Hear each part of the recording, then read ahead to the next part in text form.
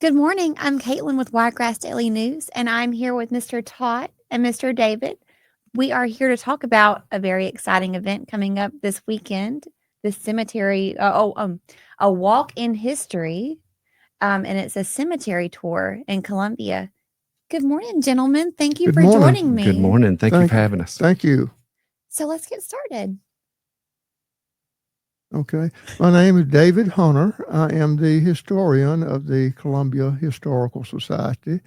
I have been a member of the society since about 2007, and I sort of inherited becoming the historian of the Historical Society. And what I do, I write newsletters on the history of Columbia. And I have been doing that, writing 4 newsletters a year since about 2010. And I have accumulated quite a few of those things in my personal archive. And I also, in the past, I have written grants to help keep up some of the properties that the Historical Society owns in Columbia. The Columbia Historical Society owns the old Bank of Columbia in downtown Columbia. That was the scene of the famous bank robbery by the Anglin brothers. The Columbia Historical Society owns that building, and they also own the old Presbyterian Church in Columbia, which dates back to 1903. And they also own an old depot just down the hill from downtown Columbia. It's between the railroad track and the old Mercy Creek. And we have to maintain those properties. And we do get some grants to handle the big ticket items, but we also we can't use grant money, to pay routine operational expenses, like insurance and utilities and cleaning supplies and stuff like that. So that's why we're having this fundraiser, to uh, help, you know, pay for the operational expenses of the Historical Society. So tell me about this fundraiser. This is the walk in history in the cemetery tour. Yes, ma'am. What cemetery is the tour going to be taking place in? It's in the Columbia Historical Society, which is located next to Houston County High School as you're coming in from Dothan on Highway 52, and you uh, go across the railroad track and you go up the hill. You'll see the cemetery on the left, right next door to the high school. Okay. I take that way many times. That's my brother lives in Tifton, so I go that way many times to go see him. But I know exactly where you're talking about. So what time does the tour start? It starts at 5 p.m. on this coming Saturday, which will be May 3rd, and it lasts from 5 p.m. to 8 p.m. Is it going to be scary? No, this is my name is Todd Chandler with Columbia Yes. Manor Haunted House, and actually, this is not a haunted event. This is more of a educational event. There has selected a few people out there that have a significance with Columbia, so it's basically telling the history of some of the past residents of Columbia. So it's not a per se ghost tour or anything scary. It's just a very educational and real interesting informational type tour. And being the head of Columbia Manor, you would know all about scary. Yeah, yeah. Thank goodness. But some of us are volunteering Mhm. to do that. But like I said, this is not affiliated with Columbia Manor. We are just helping out and volunteering. A great cause, a great organization there in Columbia. They do a lot of good work. The Historical Society does, and we're just happy to be a part of it. Keeping that history alive. Yes, ma'am. Keeping those old buildings alive and well and Just not keeping the stories. Like Mr. David, he is so knowledgeable of all the information. I've talked to him a few times, and he's just so good about the information. And it's just you need to keep that alive so people won't forget the history. right.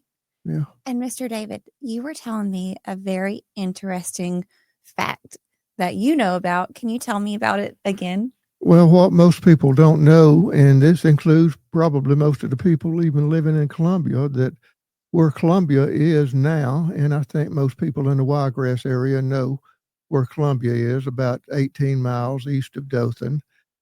Where the town side of Columbia is now is not the original location of the town. The town was originally started close to the mouth of the Old Mussy Creek, which is about a mile south of where the town is now located. And back in when, as you know, Columbia was originally part of Henry County. Houston County was not started until 1903, and then Columbia fell into the far northeast corner of Houston County.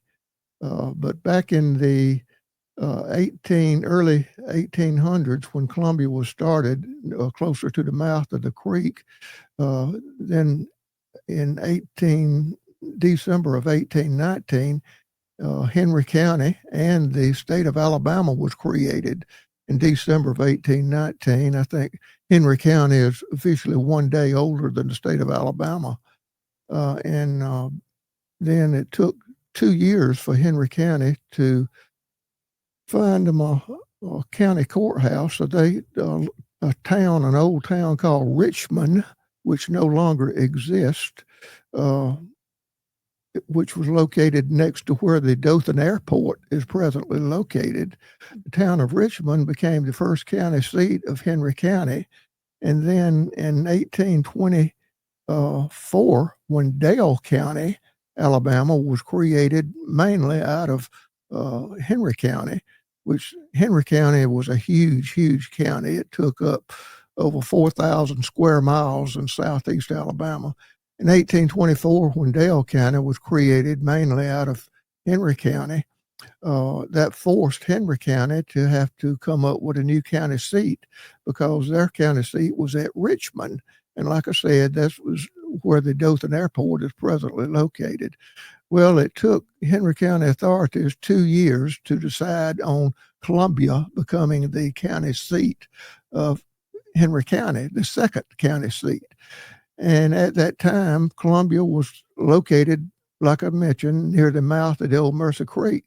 Well, the problem with that location was that it was in a potential flood zone of the Chattahoochee River and the Old Mussy Creek. And Henry County authorities did not want to build a new courthouse at the old original town site. So they relocated the town in 1826 to where it is now. Wow. That's a really interesting And if you've fact. ever entered Columbia, you know, when you come in from the west, you go up a hill when you to downtown Columbia. When you coming in from the Georgia side, you come up a hill to downtown Columbia. So the Henry County authorities back in 1826 selected that location, which is on a level plateau, and that's where they built the current location of Columbia. So like I said, Columbia was originally located, you know, about a mile south of where it is now.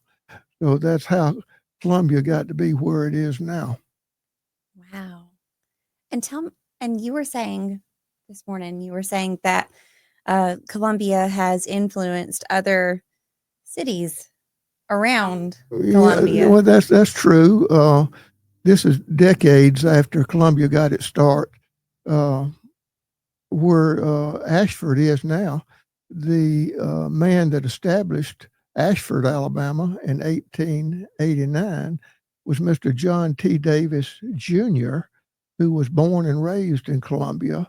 And he married a young lady from Ellerslie, Georgia, which is just northeast of Columbus, Georgia. Her name was Nettie Ashford. And they got married in Ellerslie, Georgia. And Mr. Davis established the town of Ashford in 1889.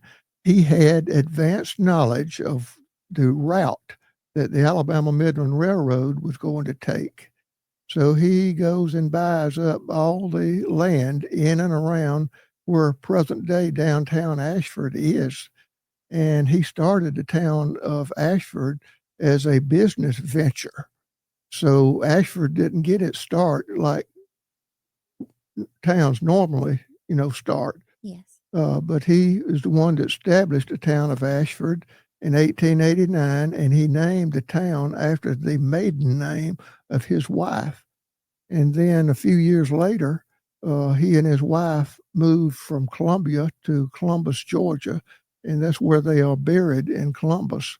But Mr. Davis became the first postmaster in Ashford, and where the Ashford Depot is located as a museum now.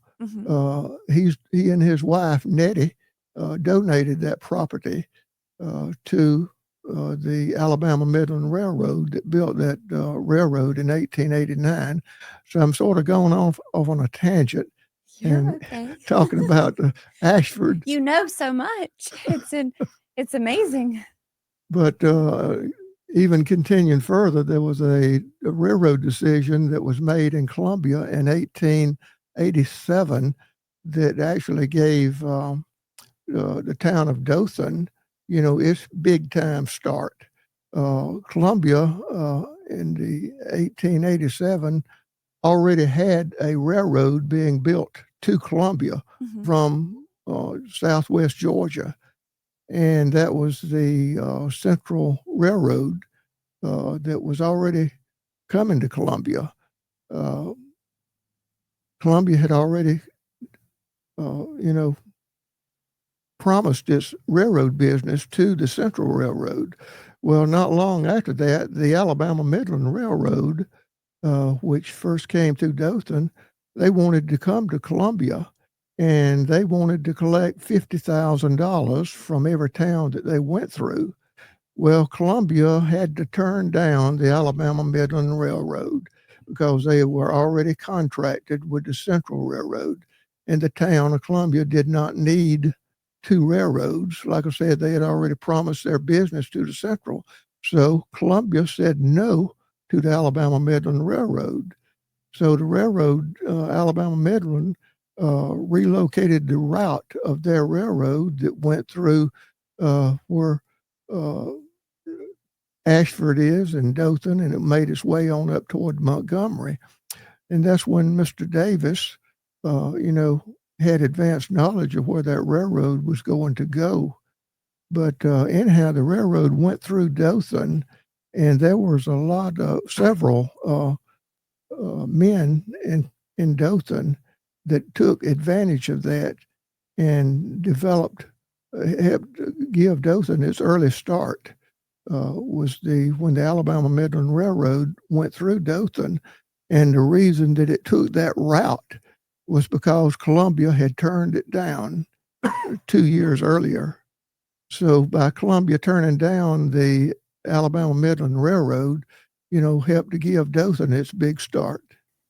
So Columbia, we'll say, was the start of Dothan, basically. Well, it helped to give the railroad decision made by the people in Columbia, the authorities in Columbia, was what led the way to the Alabama Midland Railroad going through Dothan. And like I say, there was some men in Dothan, that took advantage of that. But,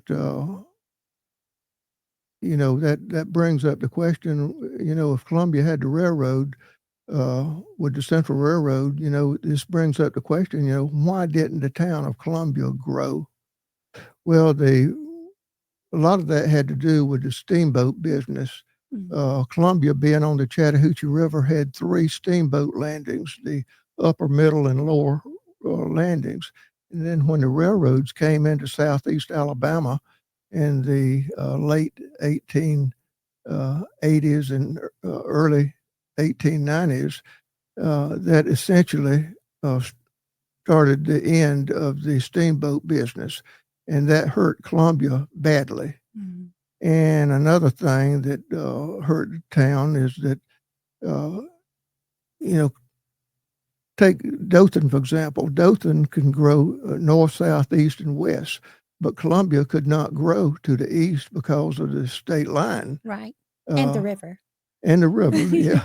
That Mhm. there's a big thing right there. Mhm. But, even years later, Columbia, when the barge traffic started, Columbia had a little revitalization at that time, when the lock and dam was built in Columbia back in the early 1960s. But one of the things that hurt Columbia about the railroad was the railroad that was built to Columbia in 1889 was a terminus railroad. In other words, it came across the river and it ended right there in Columbia. Whereas the railroad, the Alabama Midland that went through Dothan, went all the way up to Montgomery. So Columbia's railroad business was just limited to eastern markets, whereas Dothan's railroad traffic was, they had eastern and western trade. But you may not think about that having a big impact, but it did. And the railroad was not extended west of Columbia until 1900, and that is what gave the town of Webb, Alabama, its start in 1900. Is when the western extension from Columbia went through Webb, and that gave birth to that town. Wow. Wow.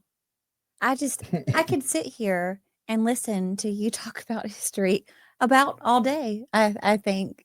So tell me again, when is the cemetery walk, a walk in history? Okay. They actually have two different events going on. Okay. From 4 to 6 that Saturday, they're actually having a spaghetti supper, and it is being put Yum. on by the Columbia Young Adult Farmers Association, $10 a plate, and they're raising money for the Houston County Scholarship Fund for the school for the students there at Houston County.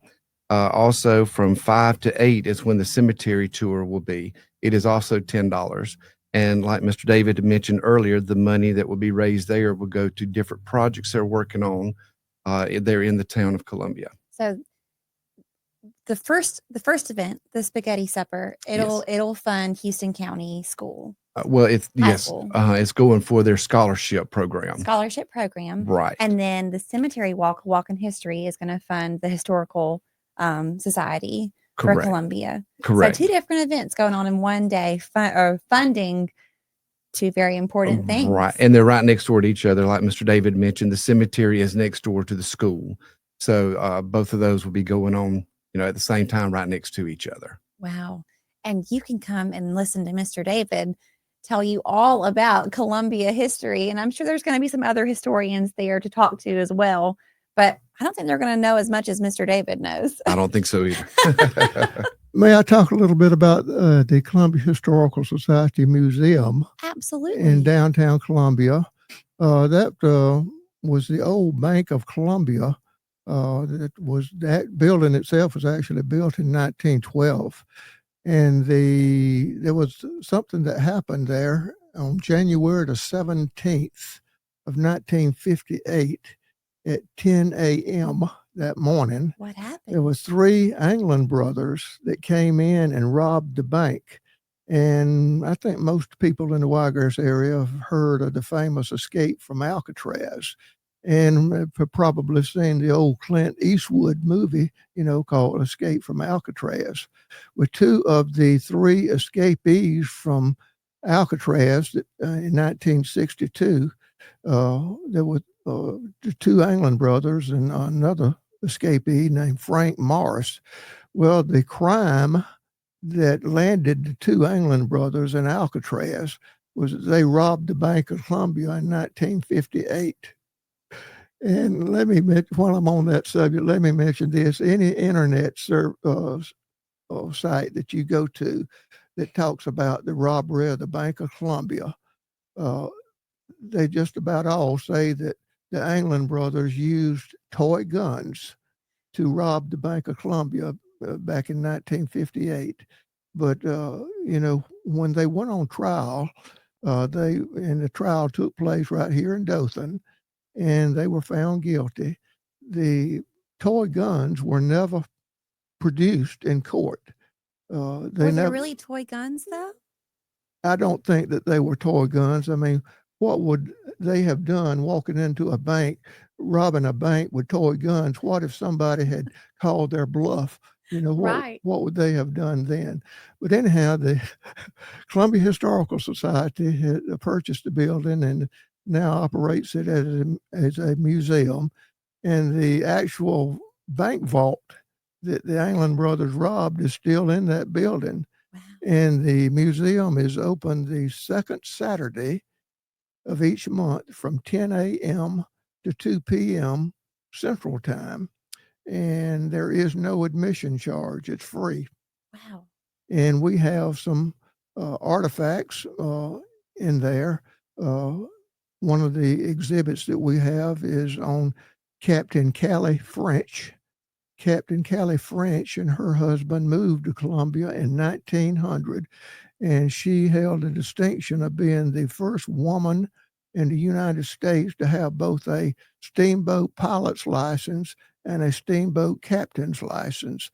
And like I say, she and her first husband were in the showboat business on the Mississippi River system, which included the Ohio River and the Missouri River. That whole system, they were in the showboat business, and they owned a series of showboats called French's New Sensation. And the way they wound up moving to Columbia, Alabama, of all places, is they had some close friends that were also in the showboat business, the McNair brothers from Columbia. And they got to be good friends of the McNairs, the Frenches and the McNairs. And they are, McNairs invited Mr. and Miss French to visit Columbia. Make a long story short, they liked Columbia so much that they retired there. They moved there.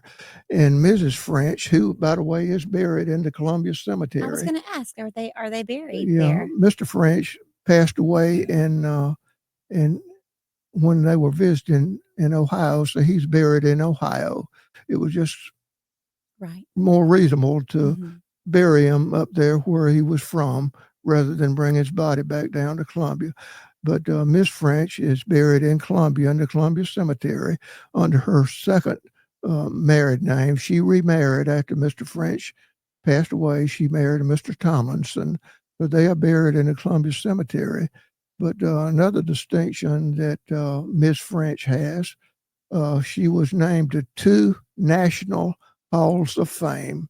She was named to the National Rivers Hall of Fame in Dubuque, Iowa, and she was also named to the National Maritime Hall of Fame in Kings Point, New York. But like I say, she is buried in the Columbia Cemetery. And let me go back even further, talking about the Columbia associated with events in other towns. I'm going to be telling my age now, but I was born in old Moody Hospital here in Dothan, the old hospital that's on North Alice Street and here in Dothan. Is it still there? It's still there. The shell of the building is still there. And it's on the National Register of Historic Places. But that was where I was born, so that always held a special place in my heart. But anyhow, what I was going to say was that before Dr. Earl Moody, his family moved to Dothan, guess where they were from? Columbia. So Dr. Earl Moody, that started Moody Hospital here in Dothan, was from Columbia and attended elementary school in Columbia.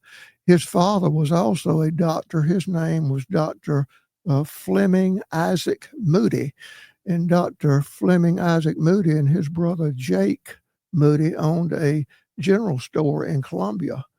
And when Dr. Moody moved to Dothan, his son, Dr. Earl Moody, started Moody Hospital in Dothan. Wow. I'm learning so much. Are you learning? Oh, yes. every time I talk to him, it's just amazing how much information he knows. You just learn something new every time you talk. Yes, ma'am. And Well, before I ahead. change the subject, something else, Todd, if you will remind me, I will show you a grave in the Columbia Cemetery where a baby brother of Dr. Earl Moody is buried there in the Columbia Cemetery. All right, sir. That'd be Saturday. That'll be Saturday. Well, okay. Saturday. Let's bring up that time again Okay. for the spaghetti supper. The spaghetti supper will be from 4 to 6. It's going to be in the vocation building there at the high school, and it's being sponsored by the Columbia Young Adult Farmers Association. Tickets are $10, and they're raising money for their scholarship fund program there in Columbia. Then after that, the Columbia Historical Society is presenting a walk through history tour at the Columbia Cemetery from 5 to 8.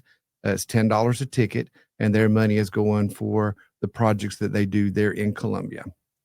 And you will be there for that, for the walk in history? Yes. And I want to thank all the volunteers that will be assisting in that walk. We have some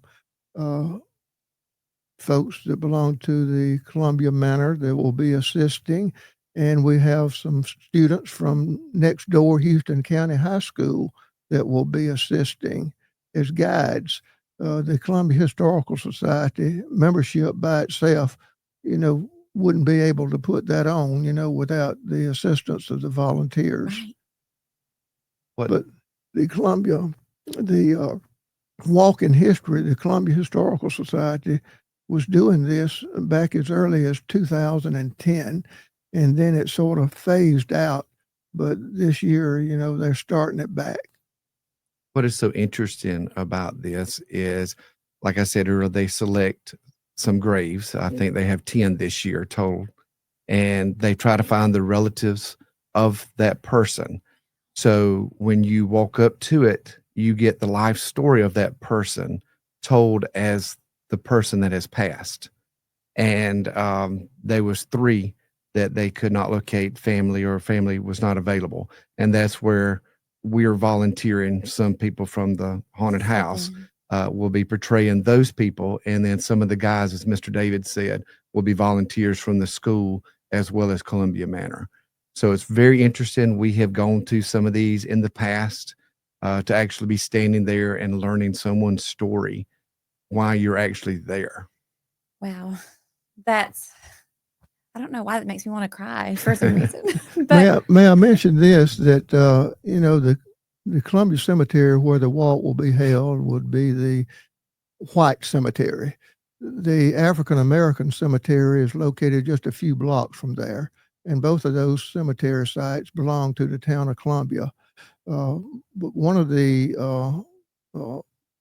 11 deceased people that we will be honoring in the cemetery walk is Mrs. Addie Buzz. She was a long time Columbia councilwoman in Columbia, and she will be honored in that cemetery walk. She just passed away this year, and she was a sweet lady. Every time you saw her, she had a smile and a hug for you. did you meet her? Yeah, Several times. Yes, ma'am. Yeah, she was a longtime member of the Columbia Historical Society. We donate money from Columbia Manor back to the Volunteer Fire Rescue Department every year since we've been open since 2009. And she had been there on the council several years in our beginning. So I was able to meet and talk to her several times. Wow. Very, very sweet lady. Wow. Well, this has been quite the chat. I'm so happy that y'all stopped by. I'm looking forward to Saturday. I really hope that we'll be able to make it because I love spaghetti and I love history. So this sounds like a perfect event for me. And maybe I can get my husband to come with me too. But thank you, Todd. Thank you so much, Mr. David. Thank you. You are packed full of historical knowledge. And thank you for sharing that with us today. And I hope that I get to learn a little bit more come Saturday. Thank you for having us. Thank You you are so so much. Great welcome. meeting you. It was so nice to meet y'all. Thank you.